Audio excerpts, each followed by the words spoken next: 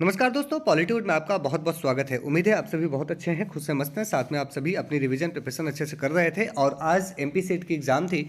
चलिए इसके क्वेश्चन को एनालिसिस करते हैं और समझते हैं कैसे क्वेश्चन पूछे गए थे। तो एमपी सेट जिसका आज एग्जाम आज यानी कि 15 दिसंबर को एग्जाम हुआ है और चलिए इसके क्वेश्चन को देखते हैं। सबसे पहले क्वेश्चन नंबर 51 यानी कि हम पार्ट 2 पॉलिटिकल साइंस के एनालिसिस करने वाले हैं। कुछ पार्ट्स में वीडियो करेंगे चूँकि कई सारे क्वेश्चन हैं। 100 क्वेश्चन है तो 100 क्वेश्चन एक बार लगातार करेंगे तो थोड़ा लंबा हो जाएगा वीडियो, इसलिए छोटे छोटे पार्ट्स में मैं इसको एक्सप्लेन करने की कोशिश करता हूँ। क्वेश्चन नंबर 51 पूछा गया था, liberty is never real unless the government can be called to account. इसका करेक्ट आंसर क्या होगा? तो लॉस्की, लॉक, बेंथम, रॉल्स, इसका करेक्ट आंसर होगा लॉस्की जिन्होंने ग्रामर ऑफ पॉलिटिक्स किताब लिखी और भी कई सारे इन्होंने पॉजिटिव लिबरलिज्म को लेकर काम किया है। तो ये स्टेटमेंट लॉस्की की है। जेम्स ब्राइस जो है वो कौन से 4 टाइप ऑफ इक्वलिटी की बात करते हैं? तो इन्होंने प्राइवेट लॉ इक्वलिटी मतलब लीगल इक्वलिटी की बात की है, पॉलिटिकल इक्वलिटी की बात की है, सोशल इक्वलिटी की बात की है, इकोनॉमिक इक्वलिटी की बात की है, नेचुरल इक्वलिटी की बात नहीं की है। मतलब कि प्राकृतिक समानता की बात जेम्स ब्राइस नहीं करते हैं। तो इसका करेक्ट आंसर हो जाएगा option number C. Question number 53 एक पूछा गया है, who among the following is not considered as utopian socialist. तो आपको पता है कार्ल मार्क्स ने क्लियरली इस बात को कहा था, the workers of the world have only interpreted it, nobody the philosophers of the world have only interpreted it, nobody tried to change it। मतलब विश्व के जो महान दार्शनिक जो है वो सिर्फ और सिर्फ इस विश्व की व्याख्या करने की कोशिश की है, किसी ने भी बदलने की कोशिश नहीं की है। और इसके लिए उन्होंने किसको किसको जिम्मेदार ठहराया था? तो सेंट साइमन, चार्ल्स फूरियर, प्रोडॉन, है ना। तो इसका करेक्ट आंसर हो जाएगा ऑप्शन नंबर बी जो है डेविड मैकलन, वो इससे एसोसिएटेड नहीं है। चलिए आगे देखते हैं और भी कैसे क्वेश्चन पूछे गए हैं।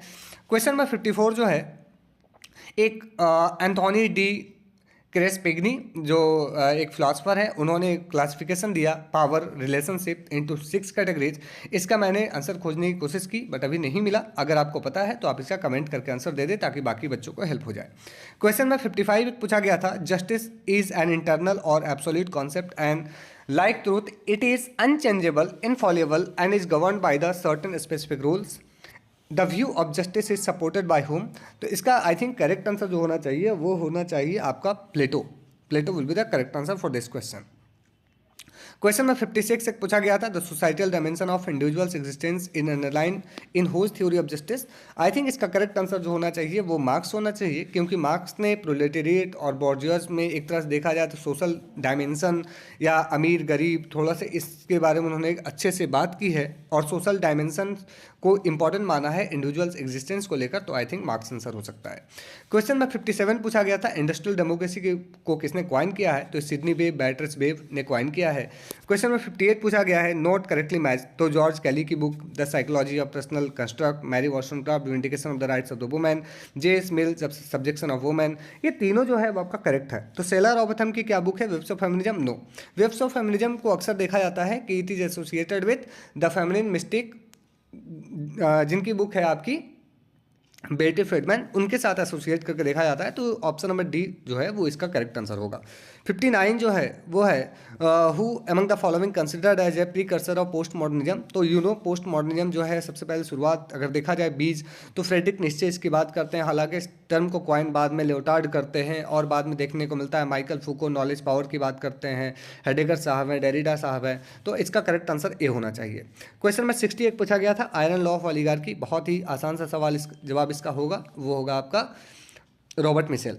नेक्स्ट आपका क्वेश्चन जो है पूछा गया है क्वेश्चन नंबर 61, इसमें पूछा गया है क्रोनोलॉजी में अरेंज करना है इंपॉर्टेंट किताबों को। तो द ईमेल 1762 में आता है, सोशल कॉन्ट्रैक्ट 1762 में आता है, इकोनॉमिक पॉलिटिक्स जो एक बुक है वो प्रोबेबली 1755 में आता है, और लेटर्स डेला मोन्टागे ये जो बुक है वो 1764 या 65 में आता है समथिंग में।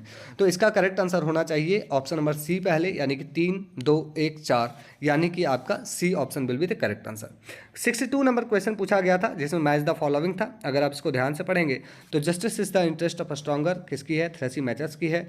Justice consist in giving everyone to each man what is proper to him और हिज ड्यू, ये किसकी है? तो ये पॉलीमार्कस की है। और justice is an artificial thing और प्रोडक्ट ऑफ कन्वेंशन, ये ग्लूकॉन की है। तो इसका आंसर हो जाएगा आपका ऑप्शन नंबर डी, ध्यान रखिएगा।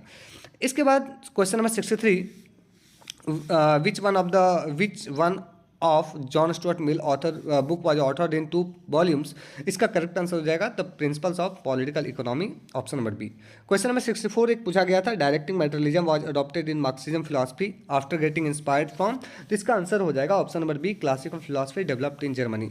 नेक्स्ट क्वेश्चन में फिर 65 आया था कि political philosophy of Thomas Hobbes के बारे में बताइए, इनमें से कौन करेक्ट नहीं है।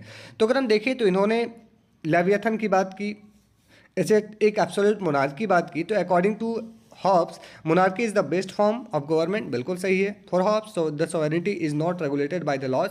अब देखिए ये स्टेटमेंट में आप थोड़ा कंफ्यूज हो सकते हैं। सोवेरेनिटी जो है वो अगर लॉ से ड्राइव होने लगेगा तो एब्सोल्यूट नहीं होगा, ऑब्वियस सी बात है।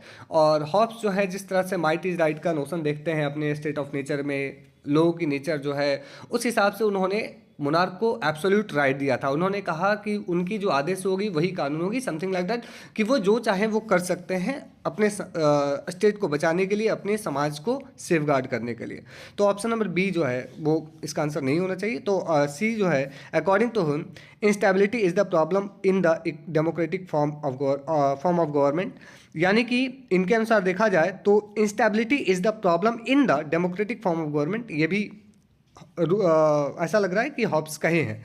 लेकिन ऑप्शन में डी अगर देखेंगे आप तो all the religious authorities are not bound to obey the state law, ये अपने आप में थोड़ा सा कंफ्यूजिंग है। क्योंकि आप यहाँ पे देख पाएंगे कि उन्होंने अगर सभी धर्म के आधार पे सभी को अलग अलग राइट्स की बात करेंगे तो फिर राज्य में एक बोला जाए शांति पीस कायम होगा ही नहीं। तो इसका करेक्ट आंसर 65 का होना चाहिए, ऑप्शन नंबर डी। आगे बढ़ें तो फिर आपका आता है क्वेश्चन नंबर 66। लॉक का जो स्टेट था उसका नेचर क्या था? तो उसका स्टेट का नेचर क्या था? लिमिटेड था, लीगल था और टॉलरेंट था। तो इसका ऑप्शन नंबर डी होगा प्रोबेबली आंसर। चूंकि कि उन्होंने कहा where there is law there is liberty, मतलब वो लॉ को, कानून को बहुत इंपॉर्टेंट मानते हैं। तो लीगल स्टेट है, टॉलरेंट स्टेट है, ठीक है। 67 नंबर क्वेश्चन, कम्युनिस्ट मैनिफेस्टो कब पब्लिश होता है? तो 1848 में होता है, इसमें कोई डाउट नहीं है। अब देखिए क्वेश्चन नंबर 68 आया है, ये थोड़ा कंफ्यूजिंग है, मैं ध्यान से इसको आपको बताता हूँ। In the context of political philosophy of Mary Wollstonecraft which one of the following statement is not correct? तो she is considered to be founder of modern women right movement in the western world. तो ये बिल्कुल सही है। She author vindication of the rights of the women, ये भी बिल्कुल सही है। जो क्लासिकल वर्क है फेमिनिज्म के ऊपर, सी वॉज ए मार्क्सिस्ट फेमिनिस्ट, ये गलती है। चूंकि मैरी वॉलस्टोनक्रॉफ्ट एक लिबरल फेमिनिज्म के रूप में, लिबरलिस्ट यानी कि उदारवादी नारीवादी के रूप में वो जानी जाती है। हालांकि ऑप्शन नंबर डी जो है the rights of the man, C wrote the rights of the man, यहाँ पे थोड़ा कंफ्यूजन हो सकता है आपको, चूंकि the rights of the man अगर देखा जाए तो थॉमस पेन की बुक है और इन्होंने भी सिमिलर बुक लिखी है जिसका नाम है the vindication of the rights of the man. तो शायद उस सेंस में यहाँ पे है डिफेंस ऑफ फ्रेंच रेवोल्यूशन, तो ये सही है। तो ऑप्शन नंबर यहाँ पे सी होगा करेक्ट आंसर, ध्यान रख सकते हैं आप। इसके बाद question number 69, in which year was the famous book Machiavelli publish the Prince was published in 1532, 1532 ईस्वी में। फिर देखने को मिलता है reference with the reference of the political philosopher John Rawls which of the following statement is correct? तो यहाँ पे देखने को मिलता है theory of justice was published by John Rawls in 1981, is it? No, 1971, 1971 में पब्लिश होता है, ये गलती है। Rawls try to resolve the problem of distributive justice, yes, option number B will be the correct answer for this question. इस बात को आप ध्यान रख सकते हैं। आगे बढ़ते हैं। इसके बाद आपको देखने को मिलेगा question, the Saptanga theory of state was propounded by Kautilya in which of the following adhikarana chapter in his classical work known as Arthashastra. आप अगर देखेंगे अर्थशास्त्र किताब को तो इसमें 15 अधिकरण है और इसमें से जो पहला अधिकरण है उसके अधिकरण में उन्होंने एलिमेंट्स ऑफ द स्टेट की बात की थी। एलिमेंट्स यानी कि 7 एलिमेंट सप्तांगा। तो इसका आंसर ऑप्शन नंबर ए होना चाहिए। 72 नंबर क्वेश्चन देखते हैं, Pandita Ramabai is considered scholar of which of the following streams? तो यहाँ पे देखने को मिलता है पहला है a scholar of humanist stream, a pioneer scholar of early feminism in India, a scholar of idealist stream, a pioneer scholar of Islamic thought. तो इसका आंसर होना चाहिए option number B, pioneer scholar of early feminism in India. 73 number एक question आया था जिसमें आप ध्यान से पढ़ सकते हैं, consider the following about Bal Gangadhar Tilak and choose the correct answer. तो पहला, Tilak is known for his statement Swaraj is my birth right. आप सभी को याद होगा स्वराज हमारा जन्म सिद्ध अधिकार है और हम इसे लेके रहेंगे, तिलक ने ही कहा है।